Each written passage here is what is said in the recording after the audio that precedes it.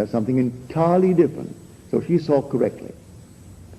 And she has already gone through the furnaces. Or she could not have seen that crystal clear state.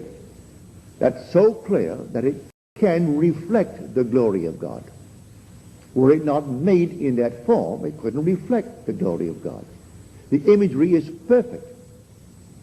It not only reflects it, it radiates it, because he becomes one with the one who put him through the furnaces. And so when she reads tonight, and I hope she will, that statement in the 31st, this great thing that God has done on earth, that a woman compasses a man. A woman has turned into a man.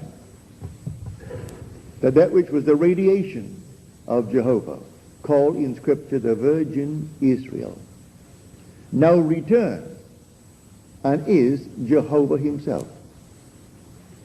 That the emanation, yet my wife, is still now myself. So here it returns and the two become one. But the Father suffered with the radiation. So let no one tell you that what you have done, you should be remorseful about it and dwell upon it. May I tell you, you're learning the law and learning that the law is spiritual. It's not observing outer things like washing my hands before meals and lighting candles on a certain day and saying grace and doing all these things that people do outwardly. Is what you do inwardly. What am I doing this very moment, at every moment of time? Am I judging people by their outward forms, their social position, their intellectual position, their financial position? Or am I asking them one question, what do you want? And although it may seem the most impossible request, you grant it. Well, that's testing yourself now to exercise this power. For in granting it, you're forgiving all sin. For they've been missing the mark. To sin is to miss the mark in life.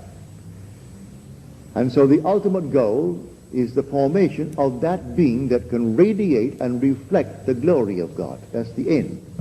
That's telos, the end. And it means perfect, complete, finished. That you may say, I have finished the work thou gavest me to do. Now return unto me the glory that is mine, the glory that I had with thee before that the world was. Yes, I gave it up as the Son of God, and took upon myself this garment, and became a servant, a slave, and was crucified upon this garment called the cross, and made myself of no reputation, and became obedient unto death, even death on this cross.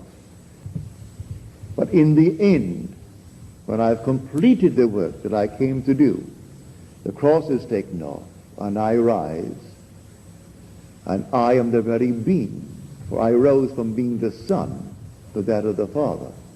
But because I am Father, there still must be a Son to bear witness to my fatherhood, and he stands before me, and he's David. The sum total of all of my human experiences. But this time glorified, he doesn't miss anything. His eyes are perfect, as you're told in the book of Samuel. Beautiful eyes, fair complexion. Everything about him is perfect. You could not improve on the beauty of David.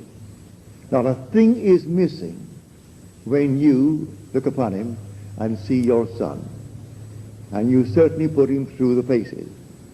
And he had to obey you, just as this lady had to obey this simple current pulled by a man. A man was directing it.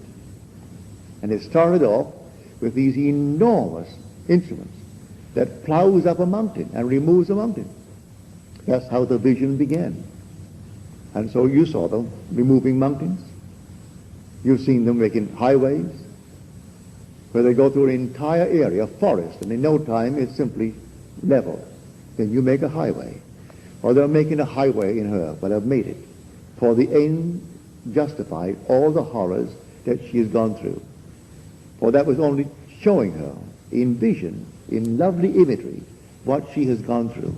She has been plowed and plowed and plowed. But something lovely was coming out, and coming out of her own skull, when a woman is turned into a man. And now she goes back, and she's one with the Father. So when you see anyone in the world, and you are going through, don't analyze yourself, and ask, what have I done that is wrong? Well, go to Scripture and find out. He consigned me to disobedience. So if I disobeyed the law, it is he. And who is he? My own wonderful Lord. And who is that Lord? My imagination. That is the Father. That is the Lord. That is the Master. And so I've obeyed him every moment of time. So I tell you, everyone is playing the part that the Master has determined.